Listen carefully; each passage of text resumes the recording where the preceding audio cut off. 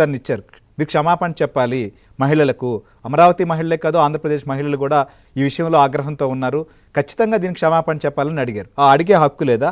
వారిపైన చెప్పులు ఇసరడం, రాళ్లతో కొట్టడం, పోలీసులు గాయపడినటువంటి పరిస్థితి. భానుప్రకాష్ రెడ్డి గారు ఏం చెప్తారు దీనికి? సో ఇంకా ఇలాంటి సంఘటనలు జరుగుతుండడం ఎట్లా చూడాలి అసలు?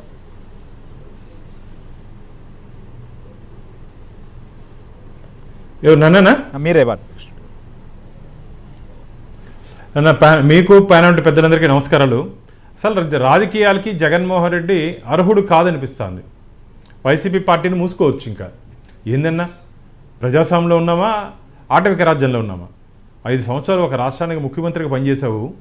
ఏ విధంగా ప్రజలతో ఉండాలి, ఏ విధంగా ప్రజల కష్టాలు తెలుసుకోవాలి, అవన్నీ గాలికి వదిలేసి గాలిలో తిరిగే ముఖ్యమంత్రిగా నువ్వు ఆంధ్రప్రదేశ్ రాష్ట్ర ప్రజలు నిన్ను గుర్తించారు.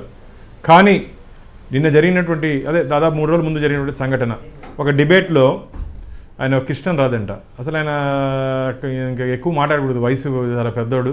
అసలు అది ఏ విధంగా మాట్లాడతారన్నా? అమరావతి అంటే దేవతల రాజధాని, సాక్షాత్తు దేవేంద్రుడు వెళ్ళినటువంటి స్థానం అది అమరావతి. అలాంటి పేరుతో ఈరోజు ఆంధ్రప్రదేశ్ రాష్ట్ర ప్రజలు, అన్నపూర్ణ ప్రదేశ్గా ఉన్నటువంటి ఆంధ్రప్రదేశ్ రాష్ట్ర ప్రజలు రాష్ట్ర ముఖ్యమంత్రి గారు చంద్రబాబు నాయుడుగా అమరావతి అని దానికి నామకరణం చేస్తారు.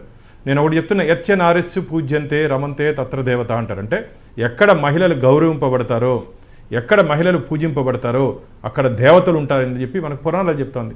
మంది వేదభూమి, పుణ్యభూమి, పురాణ భూమి నుండి భారతదేశం మంది.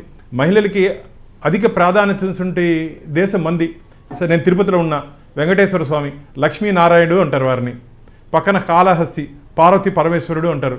మనకు భగవద్గీత అందించినటువంటి శ్రీకృష్ణుడు, రాధాకృష్ణుడు అంటే ఫస్ట్ మహిళ వచ్చిన తర్వాతే పురుషుడి పేరు వస్తుంది. అంతేందుకు మనకు వివాహ వేడుకలు కానీ దేనికన్నా వచ్చేటప్పుడు, ఏదైనా శుభ వెడ్డింగ్ కార్డు ఇచ్చేటప్పుడు శ్రీమతి అండ్ శ్రీ అంటారు. అంటే మహిళలకి అగ్రస్థానం ఉంది మన దేశంలో. అది కూడా తెలియకుండా, ఇంకితజ్ఞానం లేకుండా ఆ వాక్యాలు ఏందన్నా దానివల్ల ఆయన సమర్థిస్తాడు. సాక్షిలో ఆయన కొమ్మినేని గారు, అవును నేను కూడా చదివాను కొన్ని వార్తాపత్రికలు. నువ్వు యాక్చువల్గా రియల్ జర్నలిస్ట్ అయితే ఇమీడియట్ ఖండించి ఉండాలా. నువ్వు మాటలు వెనక్కి తీసుకో, నేను ఈ ఎపిసోడ్ ఇంత క్లోజ్ చేస్తున్నాను అని చెప్పి నువ్వు కానీ క్లోజ్ చేస్తుంటే ఎస్ సాక్షి ఈరోజు బాగా దీన్ని డీల్ చేసిందని చెప్పచ్చు. నువ్వు ఇంకా రెచ్చగొట్టే విధంగా వారిని ప్రోత్సహించి మాట్లాడించావు. ఇది పద్ధత చెప్పండి? ఇది మంచిది కాదు. కోట్లాది మంది మహిళల మనోభావాలు కించపరిచే విధంగా, బాధపడే విధంగా మాట్లాడించాడు జగన్మోహన్ రెడ్డి. కర్త కర్మ క్రియ తాడేపల్లి ప్యాలెస్ నుంచి స్క్రిప్ట్ వచ్చింది. మా ఊరు మనకు సినిమాలో ఉంటుంది, ఎండింగ్ మూవీ స్టార్టింగ్ వేస్తారు, story, screen play, direction, producer అని అన్నీ జగన్మోహన్ రెడ్డే. ఈయన తిటిపిచ్చేది, ముసిముసి నవ్వుకుంటూ ఆనందము, రాక్షస ఆనందం పొందేది. ఇది ఆంధ్రప్రదేశ్ రాష్ట్రంలో జరుగుతుంది. రాళ్ళెత్తుకొని రాళ్ళెత్తుకొని ప్రజలు కొట్టే రోజులు దగ్గరలోనే ఉంది జగన్మోహన్ రెడ్డి పార్టీకి.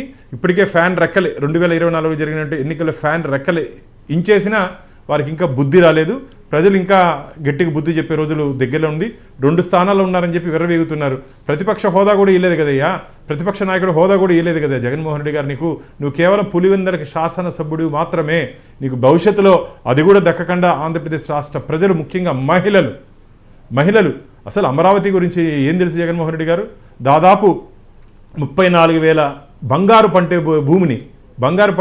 భూమిని 27,000 కుటుంబాలు ఆంధ్రప్రదేశ్ రాష్ట్ర పునర్నిర్మాణం కోసం, ఆంధ్రప్రదేశ్ రాష్ట్ర భవిష్యత్తు కోసం, మన భవిష్యత్తు కోసం అక్కడ నుండి రైతన్నలు మన రాష్ట్రానికి దారదత్తం చేశారు. నీ వల్ల అయితే ఒక ఎకరా తీసి ఈ జగన్మోహన్ రెడ్డి రాష్ట్ర అభివృద్ధి కోసం ఎంతసేపు నీ పేరుతో రాసుకోవడమో, లేకపోతే హింసించి ప్రజల్ని నీ పేరుతో దాచుకోవడమో తప్ప నీ వల్ల ఆంధ్రప్రదేశ్ రాష్ట్రానికి కానీ, ఆంధ్రప్రదేశ్ రాష్ట్ర ప్రజలకు కానీ 5 సంవత్సరాల కాలంలో 2019 నుంచి 2024 వరకు ఒరిగింది ఏమీ లేదు.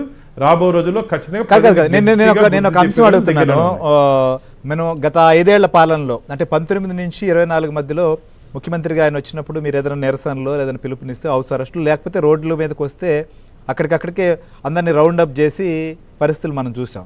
కానీ ఇప్పుడు అక్కడ అమరావతి మహిళలు, ఆంధ్రప్రదేశ్ మహిళలను అవమానించారని తోటి మహిళలు నిరసన తెలిపేదానికి వస్తే వాళ్ళపైన దాడి జరిగింది. అది కూటమి ప్రభుత్వం అధికారంలో ఉంది. మరి ఏంది అసలుకి ఇది? ఎక్కడ లోపం ఉంది?